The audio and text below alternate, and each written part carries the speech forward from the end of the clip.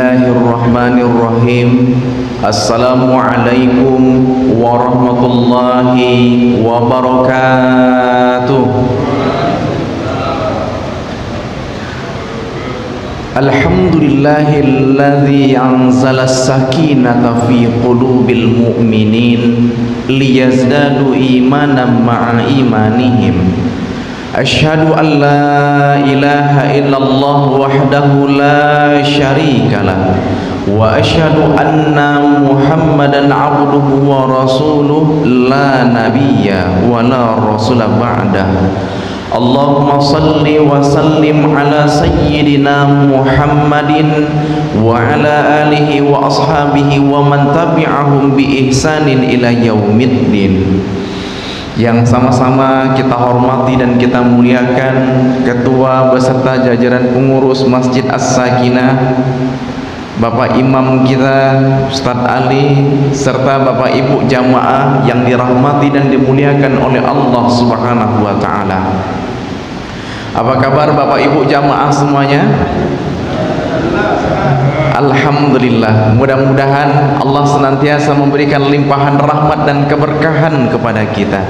Mudah-mudahan amal-amal ibadah kita senantiasa diterima oleh Allah Subhanahu wa Ta'ala. Alhamdulillah, alhamdulillah, segala pujian syukur hanyalah milik Allah Subhanahu wa Ta'ala. Sehingga dalam kesempatan subuh yang berbahagia ini Allah masih memberikan kekuatan dan kemudahan kepada kita melaksanakan salah satu kewajiban kita kepada Allah, sholat subuh. Alhamdulillah dapat kita laksanakan secara berjamaah. Mudah-mudahan amal-amal ibadah kita senantiasa diterima oleh Allah Subhanahu wa Ta'ala. Salawat berangkaikan salam mudah-mudahan senantiasa Allah limpahkan kepada qudwah hasanah kita, suri tauladan terbaik kita, Rasulullah Muhammad sallallahu alaihi wasallam. Mudah-mudahan kita senantiasa menjadi umat beliau yang senantiasa istiqamah menghidupkan sunnah-sunnahnya, melaksanakan syariahnya, melanjutkan perjuangan dakwahnya. Mudah-mudahan kelak kita mendapatkan rahmat Allah, mendapatkan syafaatnya Rasulullah, lalu kemudian kita sama-sama dimasukkan ke dalam syurganya Allah Subhanahu wa Ta'ala. Amin ya rabbal alamin. Bapak Ibu jamaah yang dimuliakan Allah Subhanahu wa Ta'ala, Rasul dalam sebuah hadis pernah menegaskan yang maknanya apabila seseorang melaksanakan sholat isya berjamaah, itu dia ibaratnya melaksanakan sholat separuh malam. Sementara seseorang yang melaksanakan sholat subuh secara berjamaah di masjid, dia melaksanakan sholat semalam suntuk, semalam penuh. Nah, mudah-mudahan nih kita yang Allah berikan kesempatan, Allah berikan kemampuan ya Pak ya, melaksanakan sholat subuh berjamaah, maka kita mudah-mudahan mendapatkan nilai ibadah, nilai pahala di sisi Allah kita melaksanakan sholat malam semalam penuh. Amin ya rabbal alamin. Dan ketika kita melaksanakan sholat subuh, di hadis yang lain Rasul pernah menegaskan, lalu kemudian kita masih tetap berada di tempat duduk kita, maksudnya kita masih berada di masjid dalam rangka zikrullah, dalam rangka kita mendekatkan diri kepada Allah, kita sambil berzikir, kita sambil membaca Al-Quran, atau kita kemudian menghadiri ta'lim, kajian dan sebagainya, lalu kemudian kita melaksanakan sholat syuruk 2 rakaat, maka nilainya di sisi Allah Subhanahu wa Ta'ala kita melaksanakan ibadah umroh ya Ustaz ya. Bahkan di hadis yang lain umroh dan haji tammatan, sempurna dan sempurna. Mudah-mudahan fadilah-fadilah ini dapat kita laksanakan terlebih di dalam bulan suci Ramadan. Semoga menjadi kebaikan di sisi Allah Subhanahu wa Ta'ala. Amin ya rabbal alamin. Bapak Ibu jamaah yang dimuliakan Allah Subhanahu wa Ta'ala, sambil kita berzikir, mari kita sama-sama dalam kesempatan subuh ini menelaah kembali Bapak Ibu semuanya. Hari ini kan kita sudah memasuki hari yang keberapa Pak? Ke-16 ya Pak ya. Masya Allah, malam nanti Ustaz masuk ke 17. Kalau udah masuk ke 17 udah dekat dengan 10 hari di akhir bulan Ramadan. Nah Bapak Ibu jamaah yang dimuliakan Allah Subhanahu wa Ta'ala, Subuh kali ini kita bersama-sama mengkaji ulang, mengingatkan kembali ingatan kita, memori kita, bagaimana kita mempersiapkan diri kita untuk menyongsong 10 hari di akhir bulan suci Ramadan. Karena kenapa? 10 hari di akhir bulan suci Ramadan, wabil khusus 10 malam terakhir di bulan suci Ramadan memiliki keutamaan yang sangat luar biasa. Ini yang tidak boleh kita lewatkan, yaitu malam Lailatul Qadar. Nah, bagaimana kita mampu meraihnya? Makanya Rasul dalam sebuah hadis yang sahih yang diriwayatkan oleh Imam Bukhari dan Muslim, Rasul menegaskan, qad ja'akum Ramadhanu syahrun mubarak. Sungguh telah datang sebuah bulan yang diberkahi Allah, yakni bulan suci Ramadan. Kemudian begitu banyak keutamaan, tapi salah satu keutamaan keberkahan di bulan suci Ramadan disebutkan dalam hadis tersebut, fihi lailatun khairum min alfi syahr. Di malam bulan suci Ramadan terutama adalah 10 malam terakhir di bulan suci Ramadan, terdapat satu malam di mana kualitas malam hari itu kalau kita gunakan untuk ibadah lebih baik daripada 1000 bulan. 1000 bulan ini setara dengan 83 tahun. Kalau di antara kita ada yang berumur 30 tahun, lalu kemudian tahun ini Allah takdirkan mendapatkan Lailatul Qadar, berarti nilai pahala kita melampaui usia kita 83 tahun, Zat. Padahal umurnya baru 30 tahun. Kalau hari ini kita umurnya 60 tahun, lalu kemudian tahun ini mudah-mudahan Allah takdirkan kita mendapatkan Lailatul Qadar, mungkin selama ini 60 tahun agak-agak sedikit kendor. Inilah kesempatan kita, peluang kita untuk mendapatkan kualitas pahala, kualitas ibadah di sisi Allah setara dengan 83 tahun. Cuman yang menjadi pertanyaannya, bagaimana upaya kita meraih Lailatul Qadar yang sangat istimewa itu? Bagaimana cara kita meraihnya?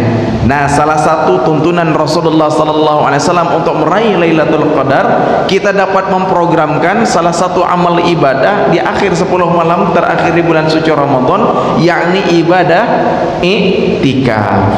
Nah, tema kita pada subuh hari ini dikhususkan terkait dengan i'tikaf. Mudah-mudahan ini menjadi bekal kembali, mengingatkan kita kembali, mengulang memori kita kembali, menelaah kembali, sehingga kita benar-benar optimal menjalani 10 hari 10 malam di akhir bulan suci Ramadan. Bapak Ibu jamaah yang dimuliakan Allah Subhanahu wa taala, terkait dengan i'tikaf, di dalam kitab Sahih Fiqhus Sunnah karya Abu Malik Kamal bin As-Sayyid Salim, beliau menegaskan i'tikaf secara lughatan, secara etimologi, secara bahasa maknanya adalah mendiami suatu tempat. Jadi kita berdiam di suatu tempat. Kemudian apa yang dimaksud berdiam di satu tempat di sini? Yaitu kita berdiam di masjid. Dalam rangka apa? Taqarrub illallah, mendekatkan diri kita kepada Allah Subhanahu wa taala yang disertai dengan niat. Semoga Allah Subhanahu wa taala terima i'tikaf kita itu, mendekatkan diri kita kepada Allah, yang lalu kemudian dihidupkan dengan amalan-amalan wajib dan amalan-amalan sunnah. Kita melaksanakan sholat 5 waktu di situ, kita menghidupkan sholat sunnah, baik tarawih, rawatib, termasuk juga kita tambah dengan tahajud, kemudian kita berzikir, berdoa, syuruk, duha dan sebagainya. Kemudian apa hukum dari i'tikaf, Bapak Ibu jamaah yang dimuliakan Allah? Nah, para ulama sepakat hukum dari i'tikaf ini adalah sunnah muakkad, sunnah yang sangat dianjurkan. Jadi sangat ditekankan, sangat dianjurkan. Dan kemudian berdasarkan dari hadis Abu Hurairah radhiyallahu anhu, kemudian diriwayatkan oleh Imam Bukhari, ini hadis sahih yang maknanya Nabi SAW beriktikaf setiap bulan Ramadan selama 10 hari. Pada tahun di mana beliau wafat, beliau melakukan iktikaf selama 20 hari. Jadi kalau kita lihat sunnahnya Rasulullah, perbuatannya Rasulullah, amalnya Rasulullah, ternyata hampir setiap Ramadan Rasulullah selalu iktikaf. Dan kemudian tahun terakhir Ramadan, tahun terakhir sebelum beliau wafat, beliau melaksanakan iktikaf 20 hari di bulan suci Ramadan. Bapak Ibu jamaah yang dimuliakan Allah, ini diamalkan oleh Rasulullah sallallahu alaihi wasallam. Iktikaf ini adalah amalan yang paling utama pada akhir bulan suci Ramadan. Jadi kalau kita bertanya apa nih amalan yang harus kita maksimalkan sebelum kita berakhir di bulan suci Ramadan, maka amalan yang paling utama adalah amalan iktikaf. Berdasarkan hadis dari Aisyah, Nabi SAW iktikaf 10 terakhir bulan suci Ramadan hingga Allah Subhanahu wa taala mewafatkannya. Jadi kalau kita lihat memang Rasul setiap Ramadan, setiap tahun senantiasa beriktikaf. Nah, ini bisa menjadi azam kita, bisa menjadi niat kita, tekad kita untuk meraih Lailatul Qadar. Kemudian disebutkan dalam kitab hadis sahih, Nabi sallallahu alaihi wasallam beriktikaf 10 akhir bulan Syawal sebagai pengganti iktikaf yang tidak beliau lakukan pada bulan suci Ramadan. Ini menarik nih Bapak Ibu jamaah dimuliakan Allah. Pernah suatu ketika di suatu Ramadan, Rasul kemudian awalnya iktikaf 1 malam, tapi setelah itu Rasul nggak melanjutkan lagi iktikaf. Kenapa? Di sini dijelaskan. Karena pada saat itu ibunda Aisyah radhiyallahu anha, Ummul Mukminin Aisyah radhiyallahu anha meminta izin kepada Rasul, ya Rasul, aku izin untuk melaksanakan iktikaf. Lalu kemudian ibunda Aisyah diizinkan oleh Nabi untuk iktikaf. Ibunda Aisyah pada saat itu sudah membuat semacam kemah di belakang Masjid Nabawi, membangun kemah semacam tempat khusus untuk Nabi SAW di Masjid Nabawi. Lalu kemudian setelah membuat kemah itu, Ummul Mukminin Aisyah radhiyallahu anha meminta izin kepada Nabi juga untuk iktikaf. Dibolehkan sama Nabi. Lalu kemudian Ibunda Aisyah membuat juga semacam tempat khusus di belakang Masjid Nabawi. Tapi kemudian apa yang dilakukan oleh Aisyah ini diikuti oleh istri Nabi yang lain. Diikuti oleh siapa? Di sini dijelaskan dalam Sahih Fiqh Sunnah, diikuti oleh istri Nabi seperti Hafsah dan Zainab. Lalu kemudian ketika Nabi melihat itu, Nabi khawatir. Apa yang dikhawatirkan oleh Nabi? Khawatir jangan-jangan istri Nabi ini ikut iktikaf bukan lagi karena Allah Subhanahu wa taala. Karena apa? Karena ingin dekat dengan Nabi. Karena kalau di luar Ramadan kan biasanya Rasul keliling, tapi di akhir Ramadan begitu juga di malam Ramadan yang lain Rasul bisa keliling. Tapi di sebelum malam terakhir di bulan suci Ramadan, Rasul fokus di masjid. Nah, Rasul khawatir istri Rasul ini ikut juga di masjid karena Nabi di masjid, pengen dekat dengan Nabi. Jadi itikafnya khawatir bukan karena Allah Subhanahu wa taala, tapi karena suami. Itu satu. Yang kedua, khawatir karena faktor cemburu. Ibunda Aisyah dibolehkan, yang lain ikutan, khawatir cemburu dengan Aisyah. Akhirnya kata Nabi apa? Kata Nabi, albirru arati ma ana bimu'takifin. Apakah kamu menginginkan kebaikan? Maka di tahun ini aku tidak beriktikaf di 10 akhir di bulan suci Ramadan. Beliau hanya dapat 1 malam saja. Setelah itu beliau tidak iktikaf karena beliau khawatir, ingin menjaga niat. Karena iktikaf ini ditujukan kepada Allah Subhanahu wa taala. Tapi ketika beliau tahun itu tidak iktikaf di Ramadan, tapi beliau mengganti. Kapan beliau menggantinya? Ini hadisnya sahih. Beliau mengganti di awal Syawal. Ini memang jarang kita dengar, Zat. Jarang kita dengar memang ternyata Nabi mengganti iktikaf di awal bulan Syawal. Dan hadisnya sahih diriwayatkan oleh Imam Bukhari dan Muslim. Bapak Ibu jamaah yang dimuliakan oleh Allah Subhanahu wa taala, artinya apa sebetulnya ingin kita sampaikan? Ternyata memang Rasulullah sangat menekankan pentingnya iktikaf. Dan ternyata iktikaf ini tidak hanya di bulan suci Ramadan sebetulnya. Ternyata di waktu yang lain juga kita bisa. Ternyata ada amalan lain. Salah satunya adalah Umar bin Khattab. Umar bin Khattab pernah berkata kepada Nabi, tapi di luar bulan suci Ramadan, ya Rasul, di masa jahiliyah aku pernah bernazar ingin melaksanakan iktikaf 1 malam. Apa kata Nabi? Laksanakanlah iktikaf. Laksanakanlah iktikaf. Nabi menganjurkan pada saat itu. Nah, tetapi memang masyru'nya yang disyariatkan dan masyhurnya diamalkan oleh para kaum muslimin dan para ulama adalah iktikaf 10 malam di akhir bulan suci Ramadan. Ini saking ditekankan pentingnya kita untuk melaksanakan iktikaf. Kemudian Bapak Ibu jamaah yang dimuliakan Allah Subhanahu wa taala, iktikaf itu pada dasarnya adalah sunnah muakkad, sunnah yang sangat dianjurkan. Tetapi iktikaf juga bisa berubah menjadi wajib. Kapan iktikaf bisa berubah menjadi wajib? Iktikaf itu berubah menjadi wajib kalau kita memang sudah punya nazar, kita memang sudah punya niat. Ya Allah, kalau hamba ya Allah, usaha hamba ini berhasil ya Allah, keuntungan bulan ini ya Allah mencapai sekian ratus juta ya Allah. Dia misalnya kan pebisnis Ustaz, kalau dia pengusaha, kalau hari ini omsetnya sekian ratus juta, atau omsetnya tahun ini sekian miliar misalnya, hamba berniat ya Allah untuk bulan Ramadan nanti hamba akan iktikaf ya Allah. Misalnya iktikaf 1 malam. Nah, 1 malam itu wajib untuk dia laksanakan.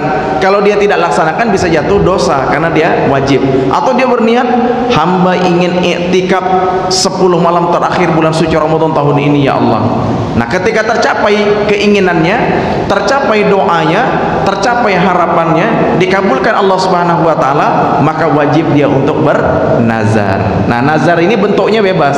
Bisa mungkin kita berniat kurban, kita bisa berniat berpuasa, puasa sunnah dan sebagainya, atau kita bernazar ingin melaksanakan umroh ketika kita mencapai suatu hajat dan keinginan kita sangat luas. Tapi kalau nazar kita adalah iktikaf, maka iktikaf yang awalnya sunnah berubah menjadi wajib, harus kita laksanakan. Bapak Ibu jamaah yang dimuliakan Allah Subhanahu wa taala, sebagaimana Umar bin Khattab tadi, ia pernah berkata kepada Nabi sallallahu alaihi wasallam, "Wahai Rasulullah, pada waktu jahiliyah aku pernah bernazar untuk iktikaf 1 hari di Masjidil Haram." Maka Nabi sallallahu alaihi wasallam menegaskan, "Laksanakanlah nazarmu dan beriktikaflah 1 malam di Masjidil Haram." Hadis riwayat Imam Bukhari dan Muslim.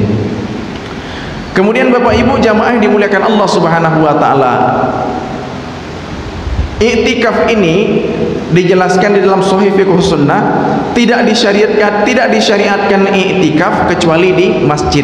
Jadi memang iktikaf itu tempatnya adalah di masjid Bapak Ibu semuanya. Sesuai dengan firman Allah Subhanahu wa taala di dalam rangkaian ayat-ayat yang berbicara tentang ibadah puasa, surah Al-Baqarah ayat 187, "Wala tubashiruhunna wa antum akifuna fil masajid." Janganlah kamu mencampuri mereka. Maksudnya janganlah kamu bercampur dengan istri. Maksudnya menggauli hubungan suami istri dengan istri pada malam kamu beriktikaf, sedangkan kamu beriktikaf di dalam masjid-masjid. Nah, di sini menjelaskan kalau kita sedang iktikaf di masjid jangan dekat dengan istri. Kalau sekedar bersentuhan dibolehkan. Kalau sekedar kita ingin ngobrol biasa itu dibolehkan. Yang tidak boleh itu adalah berhubungan, baik di rumah dan sebagainya. Pulang dulu sesaat misalnya kan, pulang dulu sebentar ke rumah, nah itu tidak boleh, itu sudah membatalkan iktikaf. Dan iktikaf itu dilaksanakan di masjid. Rasulullah SAW dan para istri beliau melakukan iktikaf di masjid. Nah, kemudian seandainya dibolehkan iktikaf di selain masjid, tentunya para istri Nabi SAW tidak beriktikaf di masjid karena berat bagi mereka untuk berdiam ditinggal di dalam masjid.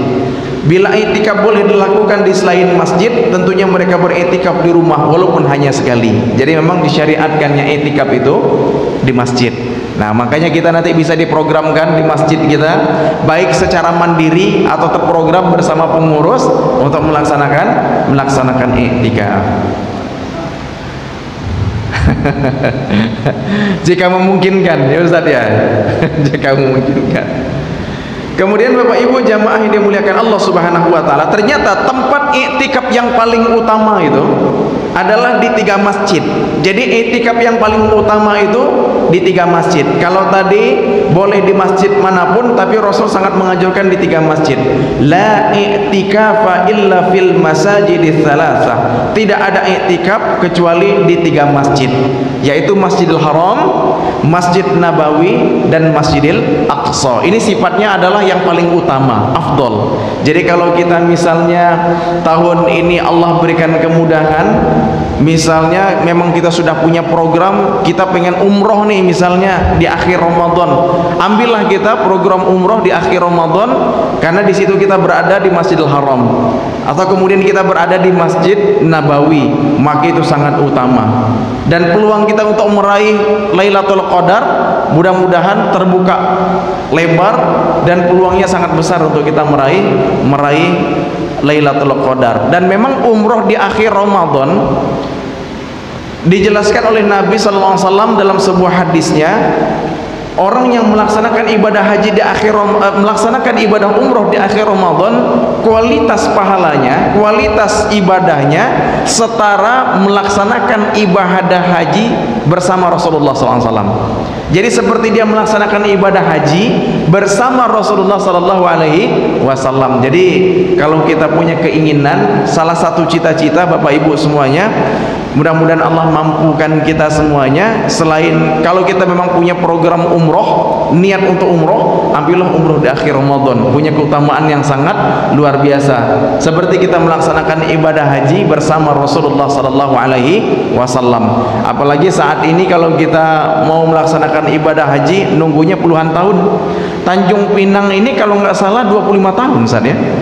Tanjung Pinang saja Bapak Ibu, kita yang sudah mendaftar, kemudian untuk berangkat haji itu kita harus menunggu. Misalnya kita udah bayar lunas, menunggu pun masih 20 tahun lebih. Kalau nggak salah untuk hari ini Tanjung Pinang 25 tahun kita. Subhanallah, Masya Allah. Mudah-mudahan Allah mampukan kita. Allah mudah-mudahan mampukan kita. Yang sudah Allah berikan kesempatan lagi, tetapi yang belum, mudah-mudahan Allah mampukan kita semuanya. Amin ya rabbal alamin. Kemudian Bapak Ibu jamaah yang dimuliakan Allah Subhanahu wa taala. Nah, wanita disyariatkan untuk beriktikaf jika dia memenuhi 2 syarat. Jadi boleh nggak wanita itu iktikaf? Boleh. Nah, yang pertama Bapak Ibu jamaah yang dimuliakan Allah Subhanahu wa taala, dia harus mendapatkan izin dari suami. Nah, itu yang paling penting. Maka sebagaimana tadi Ibunda Aisyah meminta izin kepada Rasulullah sallallahu alaihi wasallam, harus mendapatkan izin dari suami. Karena ia tidak boleh keluar dari rumahnya kecuali dengan seizin suaminya. Telah disebutkan tadi sebagaimana kisahnya Ibunda Aisyah, kemudian kisahnya Hafsah, Ibunda Hafsah dan Ibunda Zainab. Apa faidahnya? Bila suami telah mengizinkan istrinya untuk beriktikaf, maka telah sesuai dengan ketentuan Allah Subhanahu wa taala. Kemudian yang kedua syaratnya adalah selama iktikaf yang dilakukan tidak menimbulkan fitnah. Nah, jadi kalau untuk perempuan khususnya, ibu-ibu yang ingin iktikaf di masjid, pastikan tidak menimbulkan fitnah. Nah, sebagaimana Rasul tadi, ketika memang istri beliau aman dan tidak menimbulkan fitnah, terutama adalah syahwat antara laki-laki dengan perempuan, itu dibolehkan. Makanya perlu ada tabir pembatas yang betul-betul terjaga. Kalau seandainya nanti kaum ibu, kaum akhwat yang ingin melaksanakan ibadah iktikaf, kemudian menimbulkan fitnah lainnya apa? Nah, tadi Nabi sempat membatalkan iktikafnya Ibunda Aisyah dengan Hafsah dan Zainab tadi. Karena kenapa? Khawatir menimbulkan fitnah. Fitnahnya apa? Khawatir niatnya bukan karena Allah, tapi karena Rasulullah, serta ada kecemburuan. Bapak Ibu jamaah yang dimuliakan Allah Subhanahu wa taala, pertanyaannya lagi adalah apakah puasa merupakan syarat iktikaf? Nah, jadi kalau orang yang tak berpuasa atau lagi di luar bulan puasa, boleh nggak iktikaf? Nah, di sini ada beberapa pandangan. Yang pertama, tidak sah iktikaf kecuali dengan puasa. Nah, jadi kalau di bulan suci Ramadan kita berpuasa, lalu kemudian kita pengen iktikaf, boleh kita iktikaf. Tetapi kalau kita tidak berpuasa, dia tidak boleh. Kalau di sini pandangan yang pertama adalah puasa dan iktikaf itu satu paket yang tidak terpisahkan. Ini adalah mazhabnya Abu Hanifah, Imam Malik, Imam Ahmad. Ini adalah pandangan beliau. Kemudian pendapat ini juga diriwayatkan dari Ibunda Aisyah, Ibnu Abbas dan Ibnu Umar. Nah, apa alasannya? Alasannya adalah Nabi SAW beriktikaf pada bulan suci Ramadan dan tidak diketahui tentang disyariatkannya iktikaf kecuali dengan puasa. Karena pada saat itu memang di bulan suci Ramadan dan kondisi berpuasa, Rasul dan sahabat serta istrinya Nabi lakukan iktikaf. Nah, jadi memang pada saat itu memang dalam kondisi semuanya berpuasa. Tidak ada satu riwayat pun yang menyebutkan Nabi SAW dan para sahabat pernah iktikaf dalam keadaan tidak berpuasa. Kemudian alasannya adalah iktikaf dan puasa disebutkan dalam satu ayat. Jadi ayat tentang ibadah puasa, kemudian terdapat juga ibadah iktikaf sebagaimana yang sudah kita bacakan tadi. Nah, ini memberikan indikasi menjadi satu paket. Dari Ibunda Aisyah radhiyallahu anha, dia berkata, disunnahkan bagi orang yang beriktikaf untuk tidak menjenguk orang yang sakit, tidak menyaksikan jenazah, tidak menyentuh wanita dan mencumbuinya, tidak keluar dari masjid kecuali untuk suatu keperluan penting, dan tidak ada iktikaf kecuali dengan berpuasa, serta tidak ada iktikaf kecuali di masjid jami. Nah, ini diperkuat lagi dengan riwayat dari Ibunda Aisyah. Kemudian pandangan yang kedua, Bapak Ibu jamaah yang dimuliakan Allah Subhanahu wa taala, puasa bukan syarat untuk melakukan iktikaf, tapi hanyalah disunnahkan. Nah, jadi Bapak Ibu semuanya, ini pandangan yang kedua. Ini adalah mazhabnya Imam Asy-Syafi'i dan Imam Ahmad dalam riwayat yang masyhur darinya. Ini juga adalah pendapat yang diriwayatkan oleh Imam Ali dan Abdullah bin Mas'ud. Apa alasannya? Alasannya terkait dengan hadis Umar tadi. Hadis Umar bin Khattab, di mana Umar bin Khattab menyampaikan nazar beliau kepada Rasulullah, dan pada saat itu beliau tidak dalam kondisi puasa. Lalu Nabi tetap memerintahkan kepada beliau, laksanakanlah untuk beriktikaf. Nah, ini dalilnya. Kemudian menurut mereka malam bukanlah waktu untuk berpuasa, dan Rasulullah SAW membolehkan iktikaf pada saat itu. Jadi kalau pandangan ini berpandangan iktikaf itu bukan dilaksanakan di siang hari secara khusus, tetapi iktikaf juga dilaksanakan pada malam hari. Dalam hadis Aisyah yang telah disebutkan sebelumnya tentang iktikaf para istri Nabi SAW, beliau mengatakan ketika beliau melihat kemah-kemah istrinya, apakah kalian ingin mencari kebaikan? Nah, ini maksudnya Bapak Ibu jamaah dimuliakan Allah Subhanahu wa taala. Ini tidak terkait dengan kondisi yang sedang berpuasa, karena pada saat itu pada malam hari dilaksanakan iktikaf. Bapak Ibu jamaah yang dimuliakan Allah Subhanahu wa taala, iktikaf adalah ibadah yang berdiri sendiri. Jadi puasa bukanlah syarat iktikaf seperti ibadah-ibadah lainnya. Iktikaf adalah berdiam di suatu tempat tertentu untuk melaksanakan ketaatan kepada Allah. Jadi puasa tidak menjadi syarat iktikaf sebagaimana halnya ribat, berjaga-jaga di front pertahanan daerah perbatasan. Nah, yang kuatnya adalah pendapat yang kuat adalah yang menyatakan puasa tidak menjadi syarat iktikaf, tapi hanya dianjurkan. Jadi kalau kita mau beriktikaf baik di luar bulan suci Ramadan, lalu kemudian siangnya kita tidak berpuasa, tapi kita memang berniat untuk iktikaf, kita dibolehkan untuk beriktikaf. Kemudian waktu minimal untuk beriktikaf. Nah, berapa lama sih? Apakah iktikaf itu harus penuh 10 malam di akhir bulan suci Ramadan, atau cukup malam-malam tertentu saja? Nah, kalau di sini disebutkan paling minimal adalah 1 malam. Jadi kalau kita mau iktikaf Bapak Ibu jamaah yang dimuliakan Allah, paling minimal 1 malam boleh. Atau biasanya kita karena ada suatu urusan, kita masih ada pekerjaan, kita nggak bisa penuh iktikaf, kita mengambil malam-malam tertentu saja. Misalnya kita mengambil malam-malam ganjil, malam ke-21 kita iktikaf, malam ke-23, ke-25, ke-27, ke-29. Pada malam-malam ganjil kita ambil dengan harapan kita mendapatkan Lailatul Qadar. Mulai kapan kita iktikaf? Bisa mulai dari ba'da maghrib atau Kemudian kalau kita ingin penuh, bisa kita mulai dari ba'da subuh. Bapak Ibu jamaah yang dimuliakan Allah Subhanahu wa taala. Jadi kita bisa mengambil hari-hari tertentu.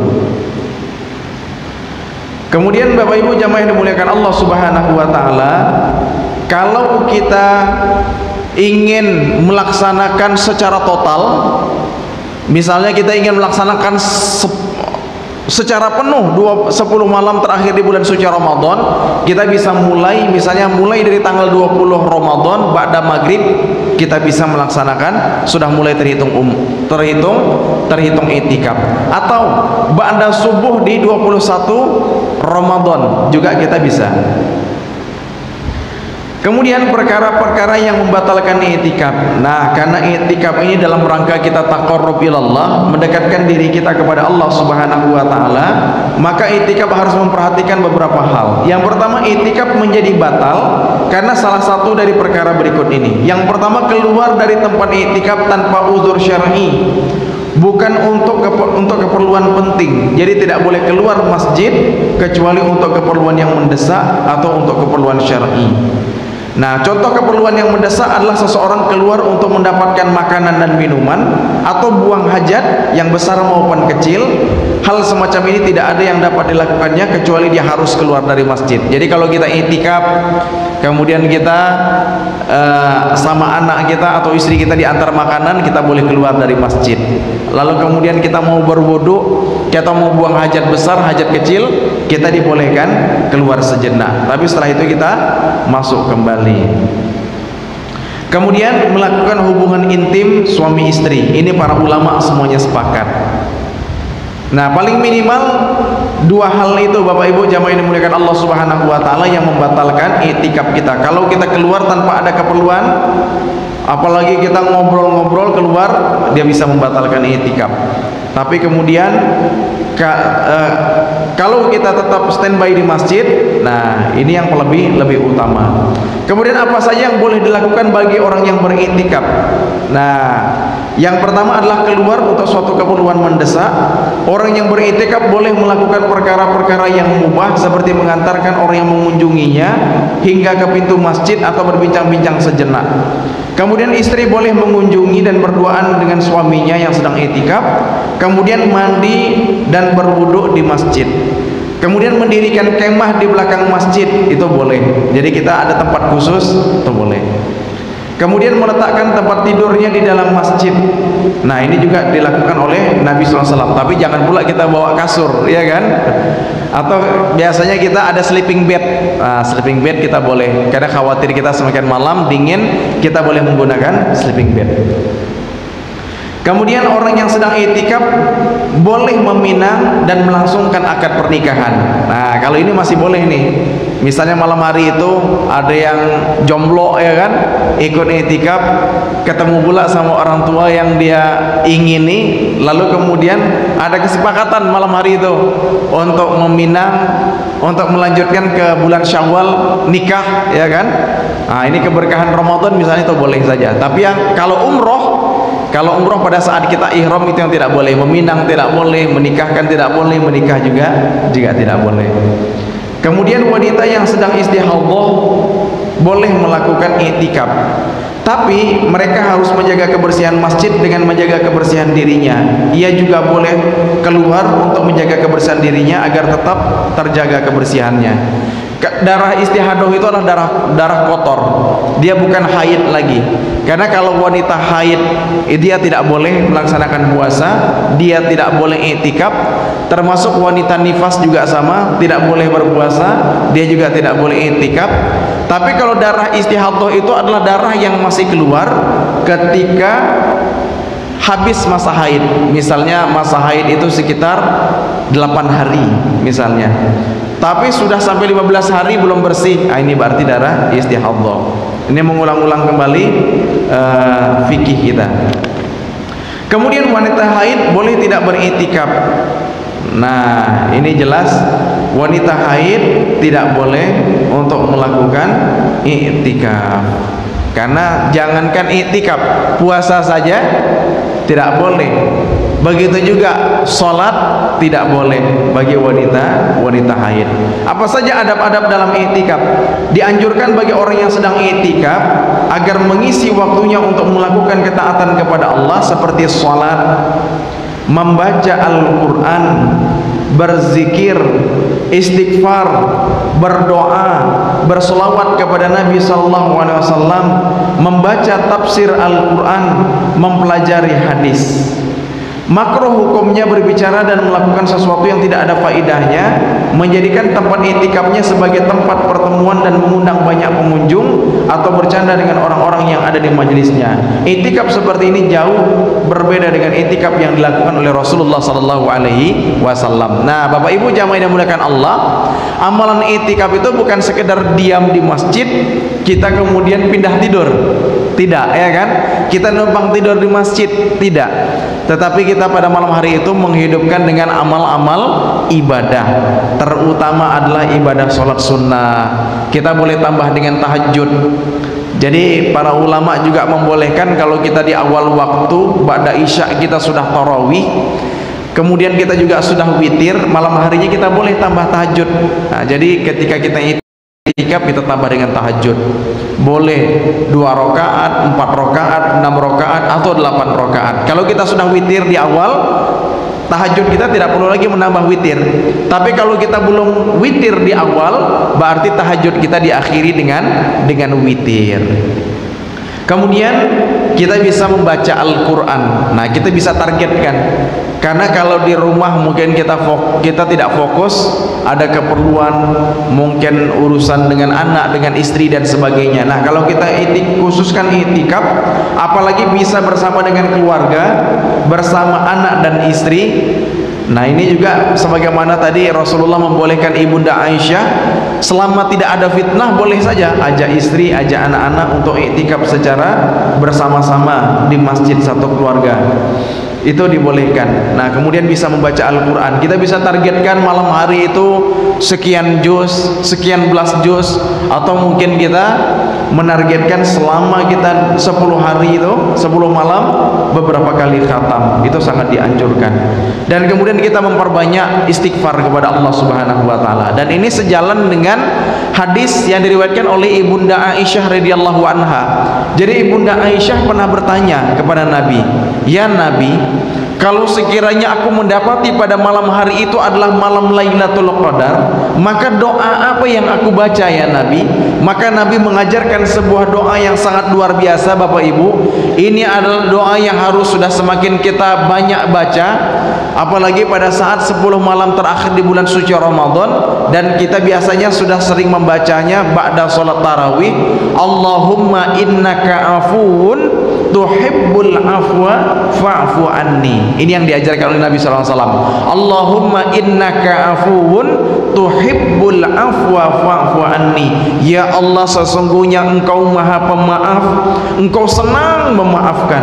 Ya Allah, sesungguhnya Engkau Maha Pengampun, Engkau senang mengampuni. Maka maafkanlah aku, maka ampunilah aku. Nah, ini harus kita perbanyak. Kemudian kita bisa membaca istighfar lainnya. Astaghfirullahalazim alladzi la ilaha illa huwal hayyul qayyum wa atubu ilaihi. Astaghfirullah wa atubu ilaihi. Atau kita membaca sayyidul istighfar. Allahumma anta rabbi la ilaha illa anta khalaqtani wa ana abduka, dan seterusnya. Intinya kita perbanyak istighfar, terutama adalah pada saat menjelang sahur, di waktu subuh. Bapak Ibu semuanya, kita dianjurkan untuk melaksanakan, memperbanyak istighfar kepada Allah Subhanahu wa taala. Nah, Bapak Ibu jamaah yang dimuliakan Allah Subhanahu wa taala, mudah-mudahan apa yang disampaikan bermanfaat bagi kami dan kita semuanya, dan mudah-mudahan ini menjadi bekal kita bagaimana untuk menghabiskan 10 malam kita di akhir bulan suci Ramadan. Dan kita berdoa berharap kepada Allah Subhanahu wa taala. Mudah-mudahan Allah kuatkan kita, Allah istiqomahkan kita. Justru Nabi dijelaskan oleh Ibunda Aisyah, begitu menjelang akhir Ramadan, terutama 10 hari di akhir bulan suci Ramadan, beliau semakin mengikatkan ikatan, semakin mengencangkan ikatan pinggang beliau. Ini memberikan makna beliau semakin bersungguh-sungguh untuk melaksanakan amaliyah-amaliyah di bulan suci Ramadan. Nah, demikian juga kita, jangan sampai kita kendor, jangan sampai ada kemajuan saf yang semakin maju misalnya kan, ya Ustaz ya. Tapi insya Allah mudah-mudahan Allah istiqomahkan kita dalam melaksanakan ibadah, karena makin akhirnya makin berat godaannya. Belum lagi kita mikirkan untuk baju lebaran anak-anak, belum kita pikirkan untuk kue lebaran, belum lagi sebagian ada yang persiapan untuk mudik. Nah, biasanya memang akhir Ramadan ini menjelang lebaran banyak sekali godaannya, tapi insya Allah mudah-mudahan Allah istiqomahkan kita. Makanya Nabi SAW mengajarkan sebuah doa kepada kita. Doa bagaimana kita diberikan pertolongan oleh Allah Subhanahu wa taala agar dimampukan kita dalam beramal ibadah. Bayangkan Bapak Ibu semuanya, Nabi pun masih minta kepada Allah Subhanahu wa taala. Apa doanya? Allahumma a'inni ala dzikrika wa syukrika wa husni ibadatik. Ya Allah, sesungguhnya aku mohon pertolongan kepadamu untuk senantiasa mampu ingat kepadamu ya Allah. Jadi untuk senantiasa ingat kepada Allah, untuk senantiasa berzikir kepada Allah, untuk senantiasa banyak ibadah kepada Allah, Rasul saja masih minta, apalagi kita. Kemudian wa syukrika, dan ya Allah tolonglah aku untuk senantiasa pandai bersyukur atas segala nikmat-Mu ya Allah. Nah, mumpung Ramadan kita bersyukur nih, Allah masih mempertemukan kita dengan bulan suci Ramadan. Kita minta kepada Allah kita senantiasa bersyukur, berjumpakan dengan bulan suci Ramadan, dan tentu saja rasa syukur ini kita iringi dengan amal ibadah. Kemudian ketika Allah memberikan kita banyak nikmat, nikmat harta, nikmat rizki, kesehatan dan sebagainya, semoga memperkuat rasa syukur kita kepada Allah. Kemudian wa husni ibadatik, ya Allah berikanlah aku pertolongan untuk senantiasa beribadah dengan ibadah yang terbaik kepadamu ya Allah. Bayangkan Nabi masih minta kepada Allah untuk melaksanakan ibadah, segala macam bentuk ibadah, termasuk sholat, termasuk kita berpuasa, termasuk kita untuk meraih Lailatul Qadar. Kita minta kepada Allah diberikan kekuatan dalam beribadah yang terbaik kepada Allah Subhanahu wa taala. Kita diringankan, dimudahkan, diberikan taufik oleh Allah Subhanahu wa taala. Dan tentu saja mudah-mudahan doa kita ini diijabah oleh Allah Subhanahu wa taala. Amin ya rabbal alamin. Pada akhirnya marilah kita beristighfar kepada Allah Subhanahu wa taala seraya berdoa bermunajat kepada Allah Subhanahu wa taala. Semoga di subuh berkah ini Allah ijabah doa-doa kita semuanya. Amin ya rabbal alamin. Astaghfirullahalazim, astaghfirullahalazim, astaghfirullahalazim alladzi la ilaha illa huwal hayyul qayyum wa atubu ilaih. A'udzu billahi minasyaitonir rajim. Bismillahirrahmanirrahim. Alhamdulillahi rabbil alamin. Allahumma shalli wa sallim ala sayyidina Muhammadin wa ala alihi wa ashabihi wa man tabi'ahum bi ihsanin ila yaumiddin. Allahumma a'inna ala dzikrika wa syukrika wa husni ibadatik. Ya muqallibal qulub tsabbit qulubana ala dinik. Allahumma ighfir lana wa liwalidayna warhamhuma kama rabbayana shighara wa li jami'il muslimin والمسلمات والمؤمنين والمؤمنات الأحياء منهم والأموات إنك سميع قريب مجيب دعوات. اللهم إنا نسألك علما نافعا ورزقا طيبا وعملا متقبلا. اللهم انصر إخواننا المسلمين والمجاهدين في كل مكان وفي كل زمن برحمتك يا أرحم الراحمين. اللهم انفعنا بما علمتنا وعلمنا ما ينفعنا وزدنا علما. اللهم إن كان رزقي في السماء فأنزله وإن كان في الأرض فأخرجه وإن كان معسرا فيسره وإن كان حراما فطهره وإن كان بعيدا فقربه. اللهم اكفنا بحلالك عن حرامك واغننا بفضلك عمن سواك يا فتاح يا رزاق وارزقنا وأنت خير الرازقين. ربنا هب لنا من أزواجنا وذرياتنا قرة أعين واجعلنا للمتقين إماما. ربي هب لي من الصالحين. ربنا لا تزغ قلوبنا بعد إذ hadaitana wa hab lana min ladunka rahmah innaka antal wahhab. Rabbana atina fid dunya hasanah wa fil akhirati hasanah wa qina adzabannar. Subhana rabbika rabbil izzati amma yasifun wa salamun alal mursalin walhamdulillahi rabbil alamin. Amin amin ya rabbal alamin. Semoga Allah mengijabah doa-doa kita semuanya. Terima kasih atas segala perhatian dan kesempatan. Lebih dan kurang mohon dimaafkan. Hasbunallah wa ni'mal wakil, ni'mal maula wa ni'man nasir.